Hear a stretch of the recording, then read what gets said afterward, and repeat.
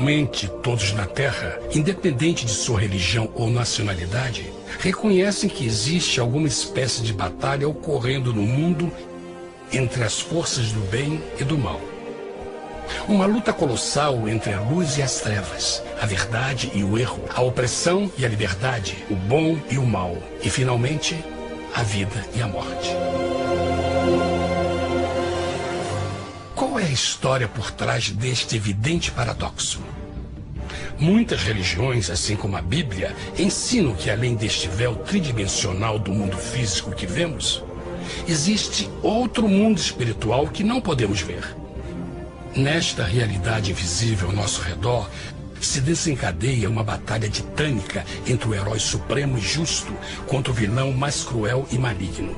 A grande pergunta é: quem são esses personagens e como e onde começou esta crise cósmica? Este é o maior mistério de todas as épocas e a história mais fascinante e verdadeira que jamais tem sido contada. Esta crise envolve cada pessoa sobre a Terra. Sim, cada pessoa.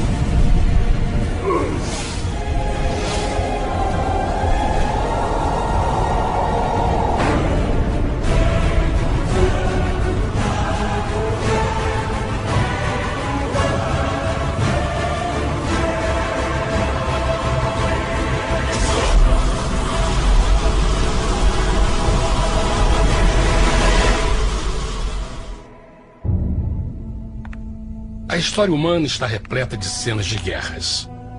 E todas as pessoas já experimentaram conflitos.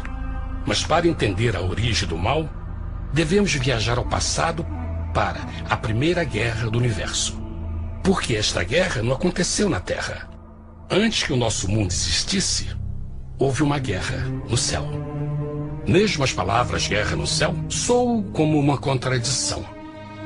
É quase inimaginável para nós que pudesse haver batalhas e conflitos entre as criações de Deus no paraíso.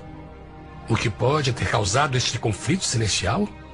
Graças a um livro antigo chamado Bíblia, temos detalhes suficientes para poder juntar as peças e desatar os nós.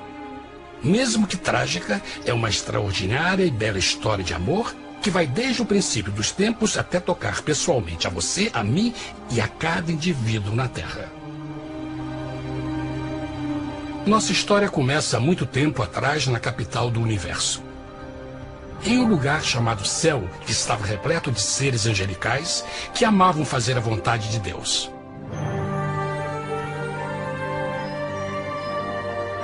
Sob o justo e amoroso governo do Criador, todo o céu desfrutava uma existência de felicidade e perfeita paz. O príncipe supremo do paraíso e comandante dos anjos era o poderoso e amoroso Filho de Deus, mais conhecido com o nome que adotou quando veio à Terra, Jesus. Ele tinha o mesmo propósito e pensamento com Deus, o Pai. O céu, sob o comando compassivo do Pai, Filho e Espírito Santo, provou ser um maravilhoso lugar de paz e alegria. Para realizar as ordens de Deus, a Trindade estava rodeada de um oceano virtual de inumeráveis espíritos ministradores chamados serafins e querubins, mais conhecidos como anjos. Estas poderosas e inteligentes criaturas descobriram que a felicidade estava em cumprir as ordens do Todo-Poderoso. Mas Deus criou um extraordinário anjo para atuar como líder de toda a multidão celestial. A Bíblia nos diz que seu nome era Lúcifer, que significa portador da luz. Este querubim foi o maior ser criado por Deus e assumia a posição mais próxima do trono de Deus, estando diretamente sob a autoridade de Jesus. A tarefa de Lúcifer era difundir a luz e o conhecimento da vontade de Deus a todos os outros anjos. Lúcifer foi o mais esplêndido ser criado por Deus. Era extremamente bonito e dotado de enormes poderes de liderança e organização. Entre os anjos, ele foi muito admirado, respeitado e amado como amigo. Mesmo assim, Deus previu o mal que Lúcifer estava a ponto de introduzir no reino da luz. Cheio de sabedoria e formosura, de todas as pedras preciosas te cobrias. Tu eras o querubim, ungido para cobrir, e te estabeleci. No monte santo de Deus estavas. No meio das pedras afogueadas andavas. Perfeito eras nos teus caminhos, desde o dia em que foste criado, até que se achou iniquidade em ti. Quando Lúcifer percebeu a sua beleza e poder, seu coração pouco a pouco começou a mudar. Permitiu que seu enfoque se afastasse de Deus e direcionou seu amor para si mesmo. Talvez nunca saberemos completamente como e porquê estas sementes de rebelião germinaram em seu coração. Mas o profeta Isaías nos dá uma visão do pensamento de Lúcifer. Como caíste desde o céu, ó estrela da manhã, filha da alva! Como foste cortado por terra, tu que debilitavas as nações! E tu dizias no teu coração: eu subirei ao céu, acima das estrelas de Deus exaltarei o meu trono. Subirei sobre as alturas das nuvens, e serei semelhante ao Altíssimo. Lúcifer, aos poucos, começou a cobiçar o poder de Deus, mas não sua personalidade. Ao pensar em suas próprias habilidades e belezas extraordinárias, os perversos tentáculos do orgulho e vaidade congelaram sua mente. Este ressentimento e inveja fizeram com que ele violasse a lei sagrada de Deus e se rebelasse contra seu governo. Precisamos fazer uma pausa e esclarecer algo. Desde o princípio, Deus ordenou que as leis da física governassem o mundo material em que vivemos. Sem essas leis naturais, o universo seria um caos. Do mesmo modo, as leis morais de Deus sempre têm dado segurança e estabilidade ao cosmos. Alguns pensam que os 10 mandamentos não existiram, até que o Senhor os entregou a Moisés no Monte Sinai. Mas as Escrituras nos ensinam que os princípios das leis de Deus sempre existiram por toda a eternidade, pois são a base fundamental de seu reino de amor. Seguros todos os seus mandamentos, permanecem firmes para todo sempre, e são feitos em verdade e retidão. Os 10 mandamentos são um resumo das características de um Deus de amor.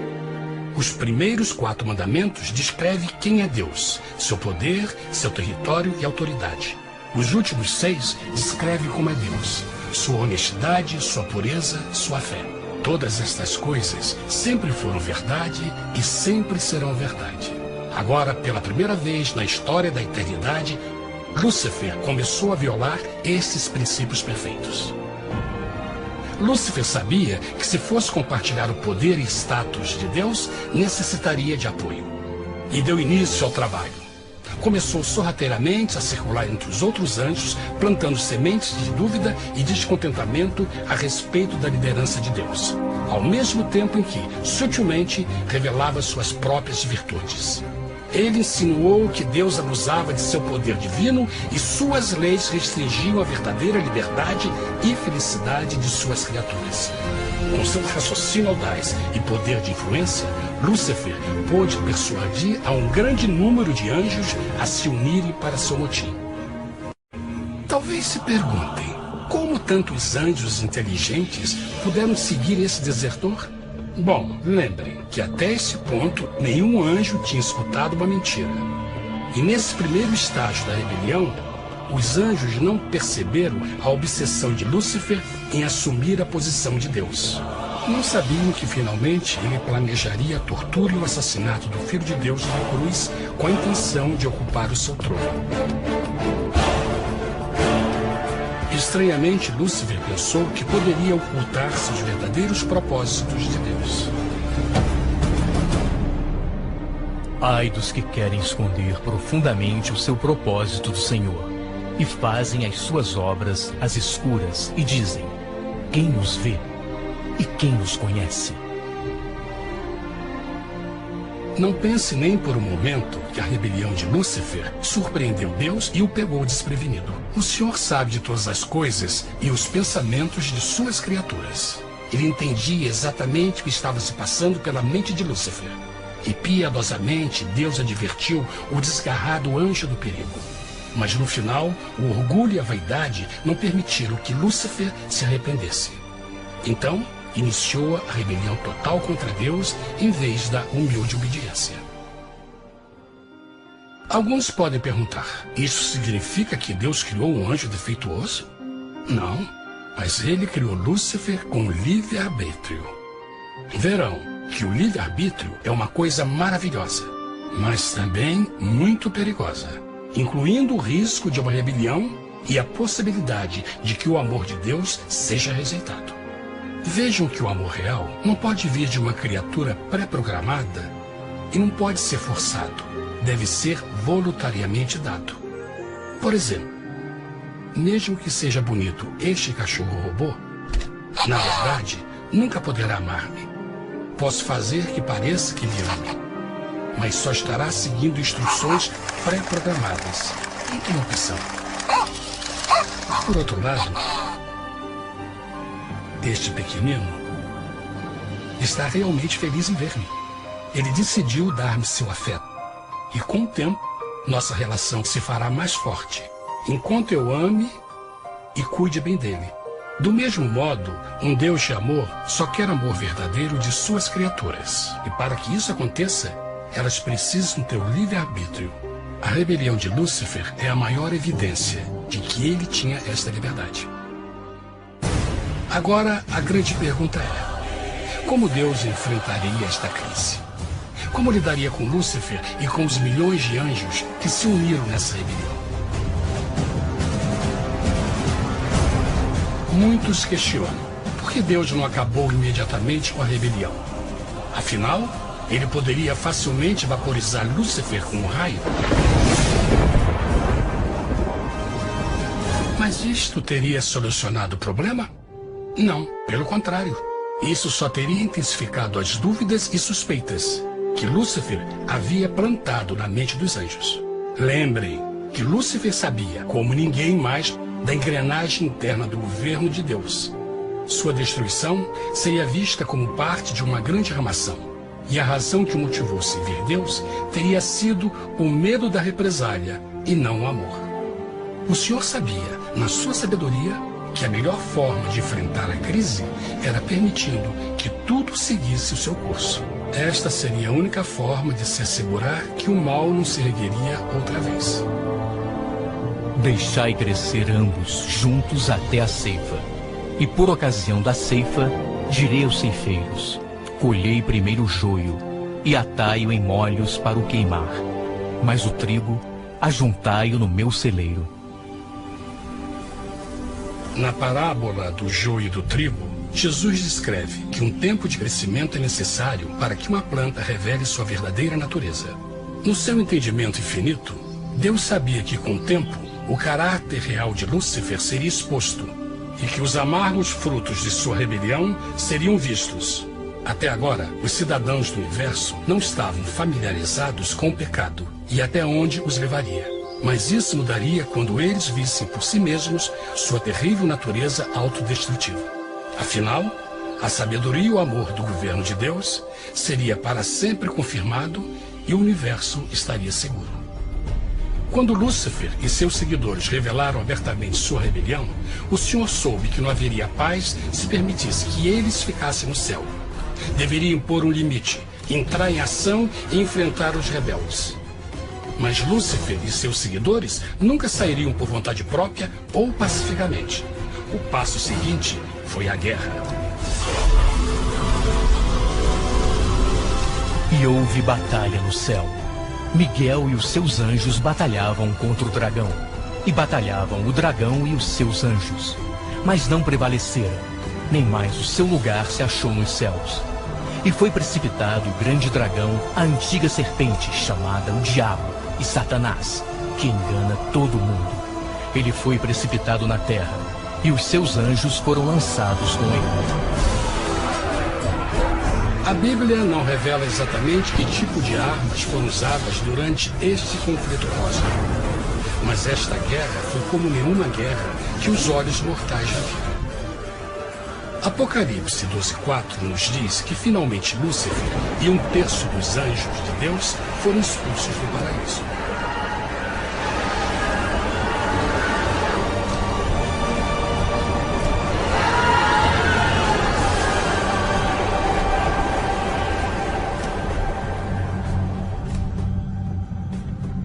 Mas e agora?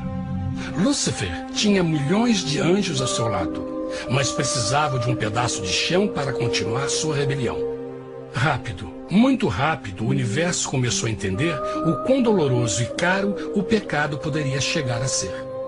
Mas a guerra não tinha terminado, apenas começava. Lúcifer, o portador da luz, agora virou Satanás, o adversário.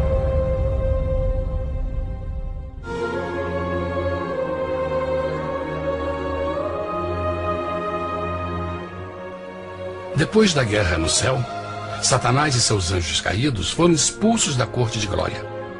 Por um tempo, o diabo e seus demônios vagaram pelo universo buscando inutilmente mundos que se compadeceram e se uniram à sua rebelião. Enquanto isto, o coração de Deus sentia intensamente o vazio que deixou a perda de Lúcifer e seus anjos. Então o Pai, o Filho e o Espírito Santo retomaram o seu trabalho favorito, o maravilhoso trabalho da criação. Decidiram fazer um mundo novo, pleno, com muita variedade e diversas criaturas de amor. Este novo mundo seria único, porque as criaturas principais seriam feitas à imagem de Deus. Para eles, o Senhor também daria o domínio deste planeta novo, que conhecemos como Terra. No princípio, Deus criou a terra. E viu Deus tudo quanto tinha feito, e eis que era muito bom. Que imagem maravilhosa! Deus forma um novo mundo, nosso planeta, Terra. E em cada maravilhoso dia da criação, algo novo e espetacular começa a fazer parte da cena. Por exemplo, no terceiro dia, Deus falou e uma linda e exuberante vegetação fez parte da existência. Plantas de todas as cores, formas e tamanhos. No quinto dia, o mundo estava repleto de espantosas e exóticas criaturas, que podiam tanto se elevar aos céus como deslizar pelas águas azuis. E outras podiam fazer as duas coisas. No sexto dia, houve a introdução de um grande número de animais terrestres. Desde o gigante elefante até o pequeno esquilo, cada um encontrou um lugar nesse novo planeta para viver em harmonia com o resto da criação. E também no sexto dia, Deus criou o homem. E disse Deus: façamos o homem à nossa imagem, conforme a nossa semelhança. E formou o Senhor Deus o homem do pó da terra, e soprou em suas narinas o fôlego da vida, e o homem foi feito alma vivente. E plantou o Senhor Deus um jardim no Éden, do lado oriental, e pôs ali o homem que tinha formado.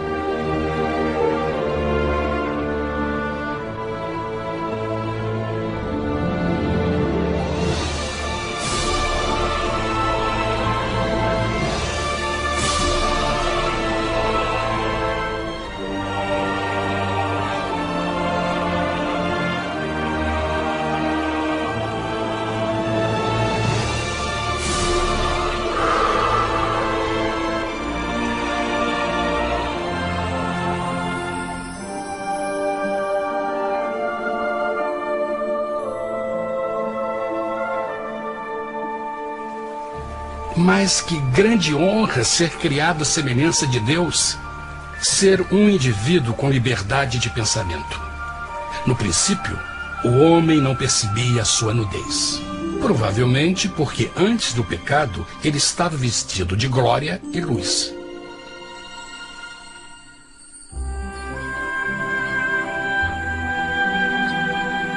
Deus também criou a companheira perfeita para Adão, sua bela esposa Eva.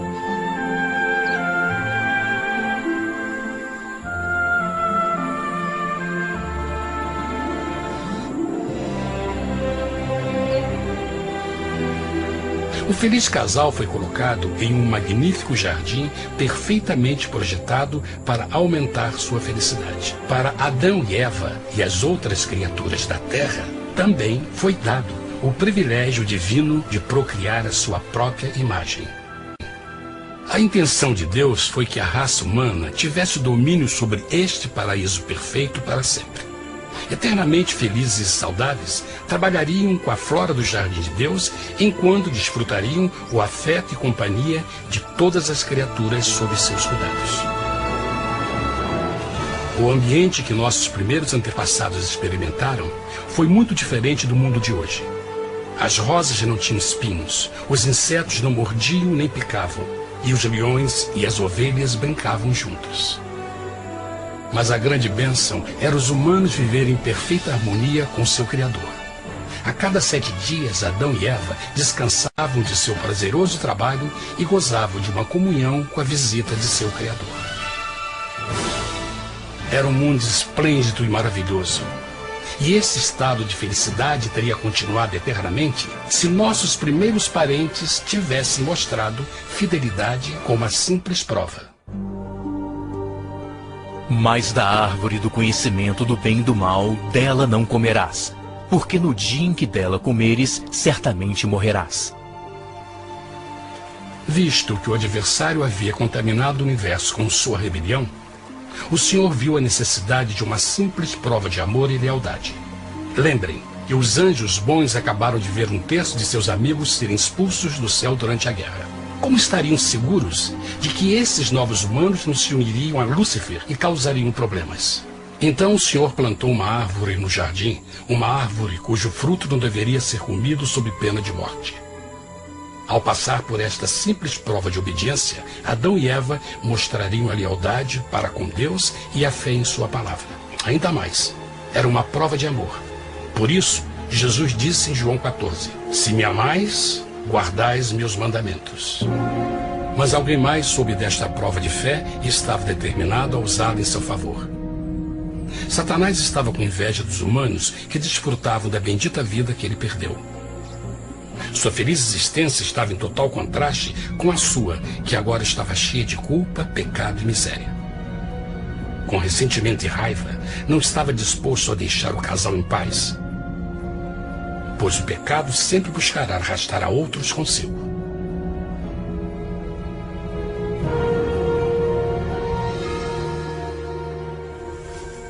Então um dia, quando Eva estava concentrada em seu agradável trabalho, se viu sozinha e muito perto da árvore proibida.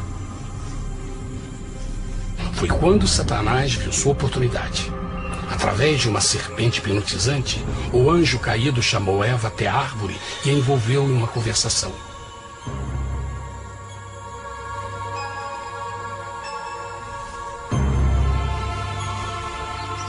Suas palavras encantadoras foram cuidadosamente calculadas para gerar desconfiança a Deus.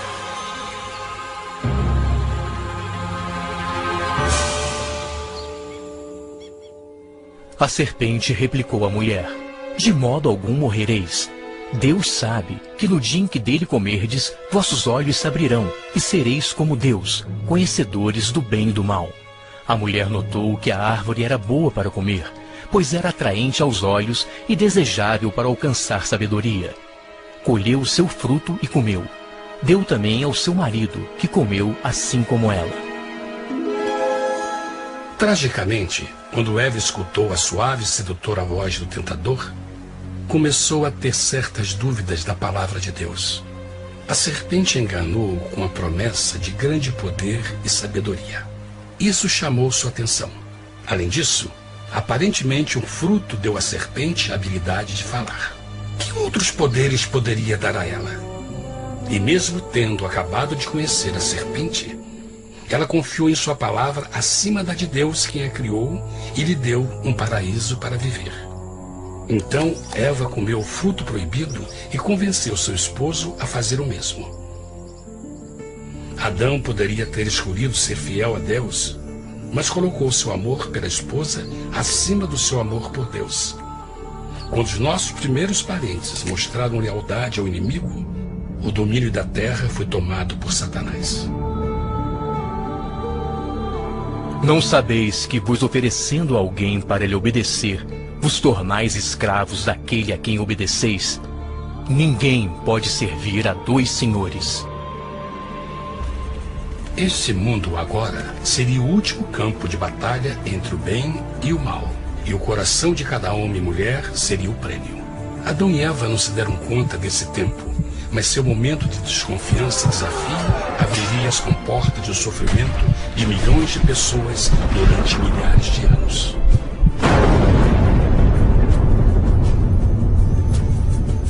Portanto, como o pecado entrou no mundo por um homem, e por ele a morte, e assim a morte transmitiu-se a todos os homens naquele em quem todos pecaram. Nossos primeiros parentes logo enfrentaram o terrível resultado de seu pecado. Em estado santo, Adão e Eva resplandeciam com túnicas de glória. Depois de pecarem, suas túnicas naturais de luz se desfizeram e eles ficaram mortificados com a sensação de sua nudez. Vergonha e temor tomaram lugar de sua alegria e paz e trataram de cobrir sua nudez com folhas. Agora eles se encontravam sob constante influência do diabo. Ao ceder à tentação, debilitaram sua natureza, e Satanás ganhou poder sobre a humanidade. As pessoas não podiam resistir às tentações do diabo com sua própria força. Por último, e o mais aterrador, se encontravam vivendo sob a pena de morte iminente. Deus havia advertido que a desobediência traria a morte. Já tinha experimentado a morte espiritual. Quanto tempo passaria para sofrerem a morte física também? Nesse ponto, seu futuro não tinha nada mais que escuridão e desespero. Tendo expulsado o homem, colocou diante do jardim do Éden os querubins com o cintilar da espada flamejante, para guardar o caminho da árvore da vida. Como o pecado provocou a expulsão dos anjos caídos de seu lar celestial, agora pela desobediência, Adão e Eva foram tirados de seu jardim, seu lar no paraíso. Tudo à sua volta estava mudando rapidamente, e a humanidade se encontrou suscetível às dores, doenças e finalmente à morte. Até os animais e plantas estavam infectados pela terrível maldição. Os espinhos e cardos agora pareciam em árvores e flores, e os animais que antes eram gentis começaram a se matar e a devorar uns aos outros. O pior resultado foi que o pecado separou a humanidade de Deus. Mas vossas iniquidades cavaram um abismo entre vós e vosso Deus. São vossos pecados que ocultaram de vós sua face, para não vos escutar. Na criação, foram dados a Adão e Eva a honra de falar com os anjos, e até com o Filho de Deus cara a cara. Mas Deus é tão puro e santo que nenhum mal pode existir na sua presença. Agora que os primeiros humanos tinham pecado, Deus afastou sua santa presença deles para sua própria proteção. O pecado tinha queimado uma parte da alma do homem que já não podia ver a dimensão espiritual. Deste momento em diante, a comunicação com o céu seria limitada. Mesmo com todas estas maldições caindo sobre Adão e Eva, o coração do Senhor se encheu de compaixão. A lei que haviam violado não poderia ser alterada para salvá-los, pois é tão sagrada e imutável como Deus mesmo. O Senhor sabia que havia só uma maneira na qual o homem podia se redimir. Então um plano foi revelado, nascido do fundo do coração de Deus. Um plano para salvar o homem de seu encontro com a morte eterna e restaurar tudo que estava perdido com o pecado. Seria de grande intensidade, alcance e poder, mas seria um plano que também implicaria num enorme sacrifício. O amor de Deus para conosco se manifestou por ter enviado ao mundo seu Filho unigênito, a fim de vivermos por ele. Nisso consiste o amor, não em termos nos amado a Deus, mas em ele nos ter amado e enviado seu Filho para se sacrificar por nossos pecados. As Escrituras claramente ensinam em Romanos 6:23, o custo do pecado é a morte. A lei violada demandava a vida do pecador e só tinha um em todo o universo qualificado como substituto da humanidade. O Criador só podia pagar a dívida de suas criaturas tomando seu lugar. Então Jesus Cristo, o Filho de Deus, concordou em deixar a pureza, glória e segurança do céu.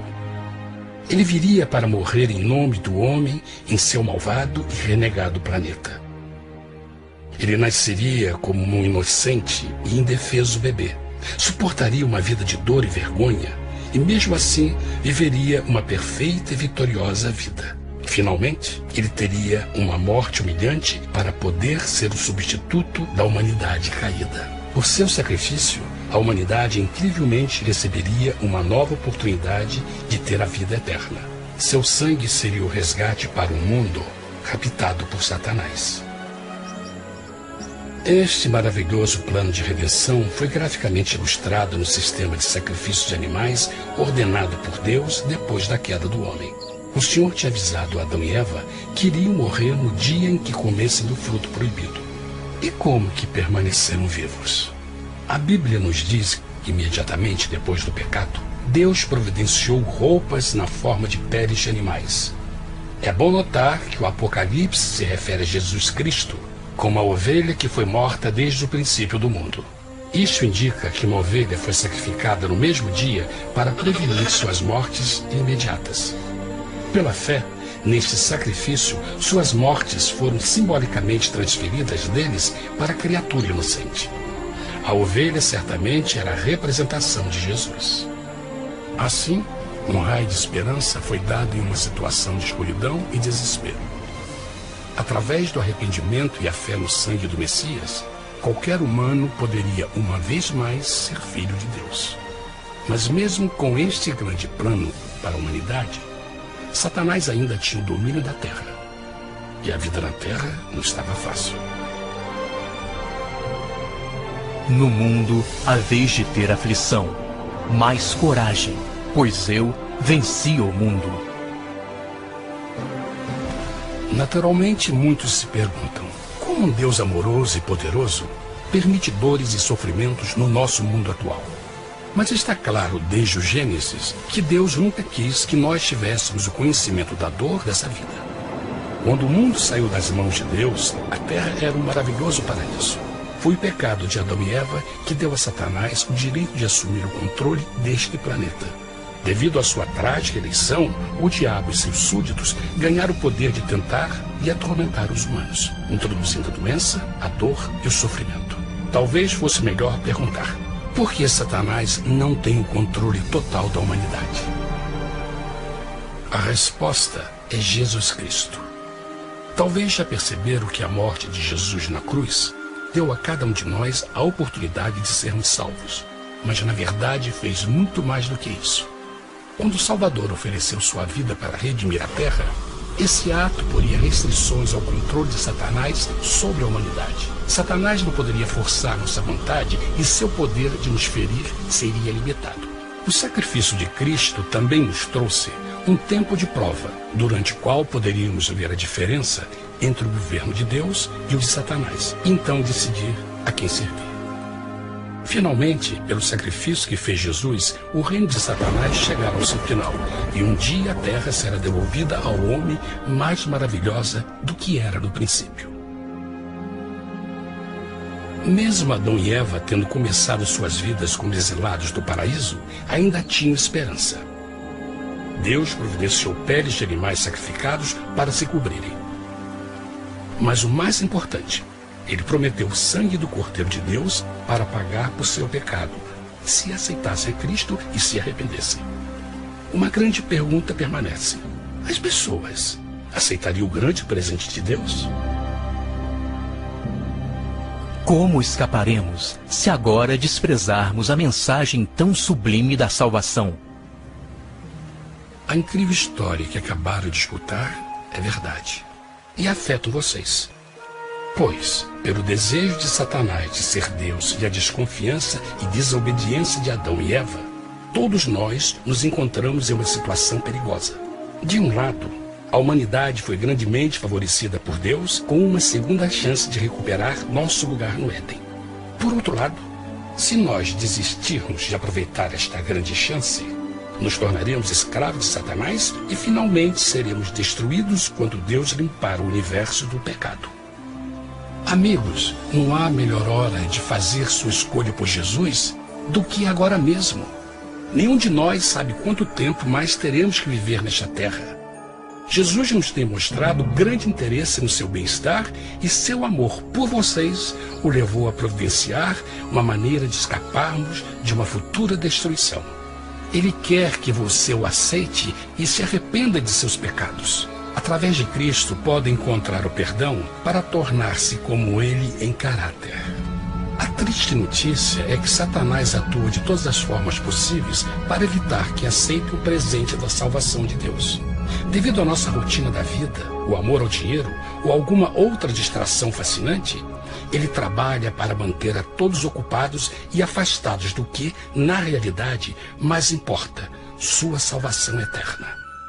Para que entenda a realidade da situação e que se você não escolhe a Jesus por omissão, está escolhendo a Satanás. Mesmo que a terrível escolha de Adão e Eva nos traga morte e miséria, vocês agora podem tomar uma melhor decisão. Deus está oferecendo uma paz que satisfaz o anseio mais profundo de sua alma e uma alegria que não encontrará nas atribulações deste mundo. O desejo que tem o coração de Deus é que seja salvo e esteja com Ele no paraíso. Mas o único que pode mantê-lo fora do céu é você. Imagine a tragédia que seria se você recusasse este precioso presente. Você pode decidir hoje e aceitar a salvação que Deus prometeu. Na verdade, nesse momento, pode aceitar a vida eterna através de Jesus Cristo. Posso convidá-lo para que acompanhe agora mesmo em uma simples oração, aceitando sua maravilhosa oferta? Por favor, repita depois de mim. Querido Pai Celestial, venho a Ti agora e humildemente pedir Teu perdão. Senhor, confesso que sou um pecador e violei Tua santa lei. Entendo que a pena por esse pecado é a morte. Acredito que Jesus Cristo sofreu e morreu na cruz para receber o castigo por todos os nossos pecados. Acredito que Jesus ressuscitou e eu o aceito como meu Salvador pessoal. A partir deste momento em diante, Te dou o meu coração e eu o aceito como Senhor da minha vida. Por favor, perdoa todos os meus pecados e envia Teu Espírito para ajudar-me a fazer a Tua vontade. Te agradeço por Teu grande amor e aceito Teu presente da vida eterna. E eu oro tudo isso em nome de Jesus. Amém.